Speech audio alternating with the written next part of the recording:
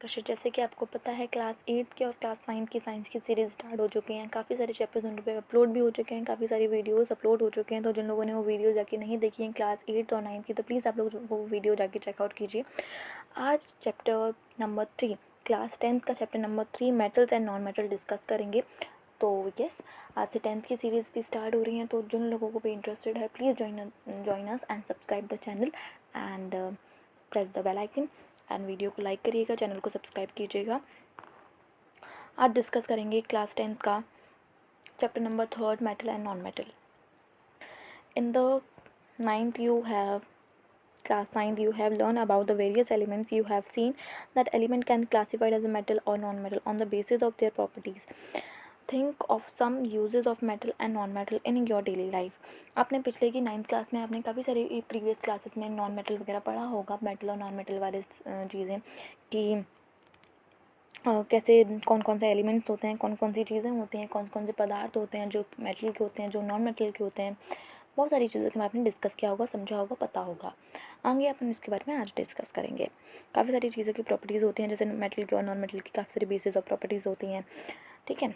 Think of some uses of metal और non metal in your daily life. आप अपनी daily life में भी काफ़ी सारे मेटल और नॉन मेटल का यूज़ करते हैं, ये भी एक बात सच है, ठीक है। What property did you think of while categories element as metal और non metals? How are these properties related to the uses of these elements?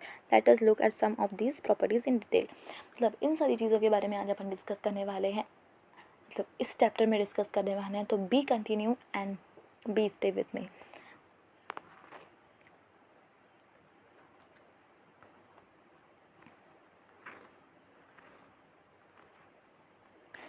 Three point one physical properties, 3.1.1 metals. Upon physical properties discuss करेंगे सबसे पहले, और physical properties में अपन सबसे पहले discuss करने वाले हैं वो है मेटल के बारे में कि मेटल क्या होता है, ठीक है।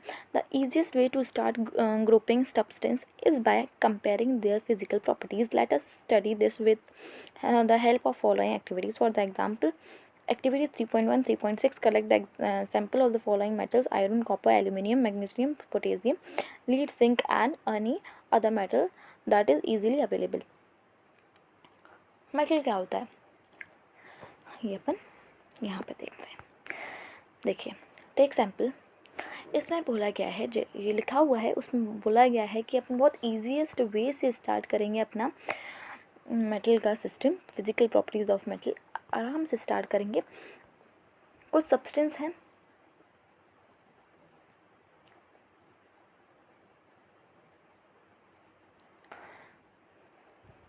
जिनको अपन कंपेयर करेंगे फिजिकल प्रॉपर्टीज़ के अकॉर्डिंग, उनको पढ़ेंगे। कुछ मेटल एग्जांपल दिए हैं, जैसे आयरन हुआ, कॉपर हुआ, एल्यूमिनियम हुआ, मैग्नीशियम हुआ, सोडियम हुआ, लीड हुआ, जिंक हुआ and any other metal are easily available. जो मेटल इजीली आपको अवेलेबल हो, अपन उनके एग्जाम्पल्स लेंगे और जो होते हैं मैनुअल वो, ठीक है। टेक सैम्पल ऑफ एक्टिविटी 3.1 देखिए। Take sample of the iron, copper, aluminium and magnesium. Note the appearance of the each sample. Clean the surface of each sample by the rubbing with the sand paper and note their appearance again। मतलब ये बोल रहे हैं कि रब करिए आप किसी भी सरफेस पे sample bye rubbing with sand paper जो होता है, उसको आप रब करके देखिए किसी भी आयरन को, किसी भी मेटल एलिमेंट को आप रब करके देखिए, आपको इफेक्ट मिलेगा। Metal in their pure state having a shining surface, this property is called metallic lustre. आपको मेनली ये 10th में आई थिंक बहुत ज़्यादा इम्पॉर्टेंट चैप्टर माना जाता है, और वैसे भी आने वाले टाइम पे अगर आप किसी भी फील्ड में जा रहे हैं तो ये बहुत इम्पॉर्टेंट सब्जेक्ट है और इम्पॉर्टेंट चैप्टर है इस सब्जेक्ट का। सो यस, मेटल और नॉन मेटल। मेटल क्या होता है? एक तरीके का ऐसी प्रॉपर्टी होती है, ऐसी एक एलिमेंट्स होते हैं मेटल की जो लस्टरेबल होते हैं, जो शाइनेबल लस्टर, जैसे इसमें बोला गया है कि जो उसका सरफेस होता है वो pure state have shining surface, this property is called the metallic lustre.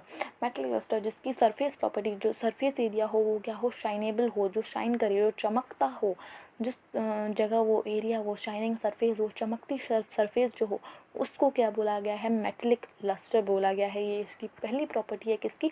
Metal की। मेटल सबसे पहले शो क्या करता है, एक चीज़, बहुत सारी चीज़ें शो करता है मेटल, काफ़ी सारी चीज़ें शो करता है, 3-4 चीज़ें हैं जो शो करता है मेटल। सबसे पहली चीज़ क्या है, मेटलिक लस्टर, जो सरफेस होता है वो शाइनेबल होता है किसका, मेटल का। अब देखिए, you will find the metals are generally hard, the hardness varies from the metal to metal।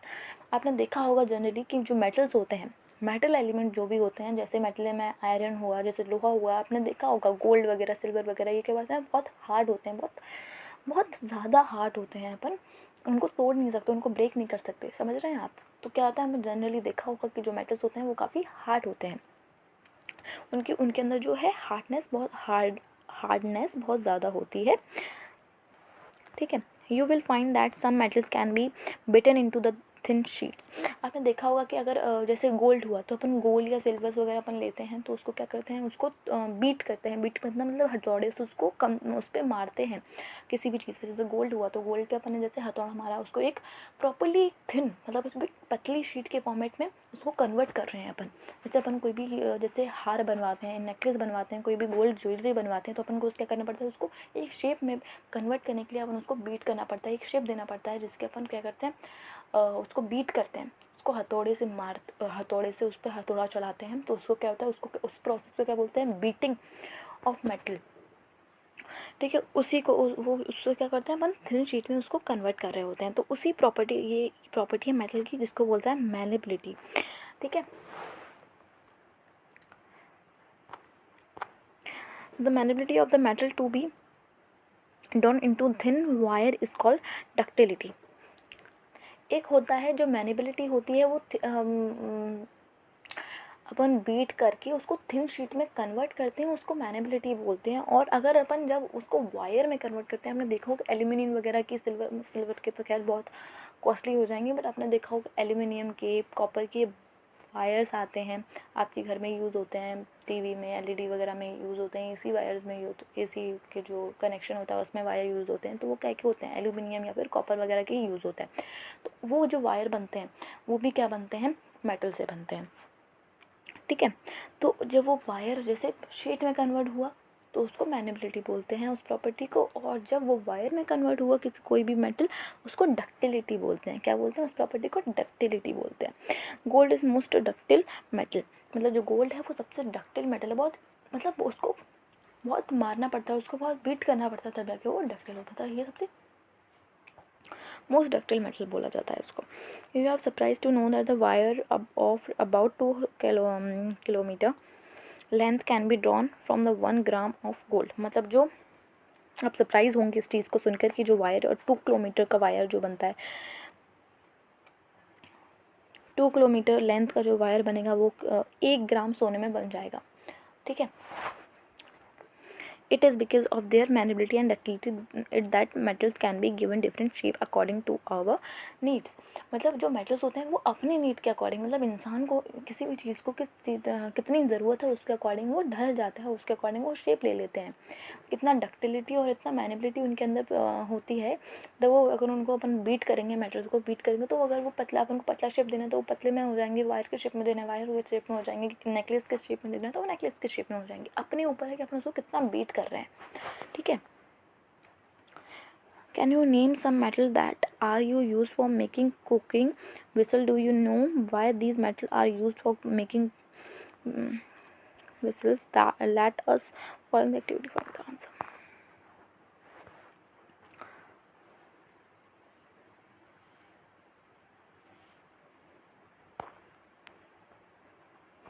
आपको पता ही होगा, जैसे कि इसमें लिखा हुआ है कि आपको पता है जब अपन खाने बनाने के जो बर्तन यूज़ करते हैं वो मेटल के यूज़ क्यों करते हैं। इसमें वही लिखा है कि आप बता सकते हैं कि जो आप खाना बनाते हैं, जो आप कुकिंग करते हैं, उसके जो अपन बर्तन यूज़ करते हैं वो मेटल के ही क्यों होते हैं, वो और किसी चीज़ के क्यों नहीं होते। ऐसा भी हो सकता है किसी और चीज़ के, बट नहीं होते, अपन मेटल के बर्तन यूज़ करते हैं। जो विसल्स होते हैं अपने कुकिंग में अपन जो विसल यूज़ करते हैं वो क्या होते हैं, मेटल के होते हैं। क्यों, क्योंकि जो मेटल होता है वो गुड कंडक्टर होता है, मतलब उसमें हीट अच्छे से, good conductor of heat, metals are good conductor of heat, उस हीट को अच्छी तरीके से एब्जॉर्ब कर पाता है।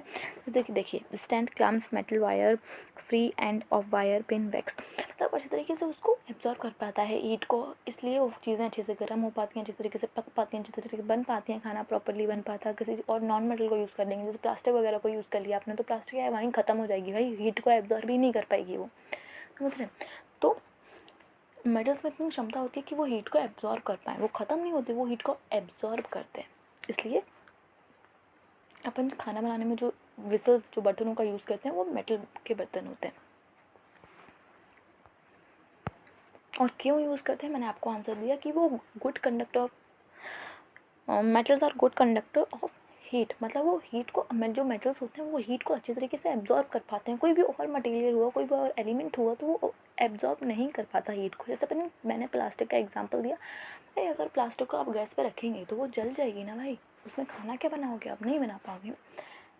ठीक वैसे ही मेटल ही एब्जॉर्ब कर पाता है हीट को, इसलिए अपन उसके उसी मटेरियल के बर्तन यूज़ करते हैं।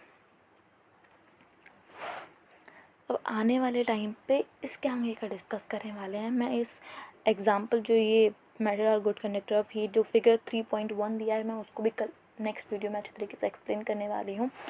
ठीक है, आज के लिए इतना ही। जितनी प्रॉपर्टीज़ मैंने आपको बताई हैं, प्लीज़ आप लोग उस चीज़ को रिवाइज़ कीजिएगा, एनसीईआरटी को रीड करिएगा एंड चैनल को सब्सक्राइब करिएगा और वीडियो को लाइक कीजिएगा। Thank you so much for every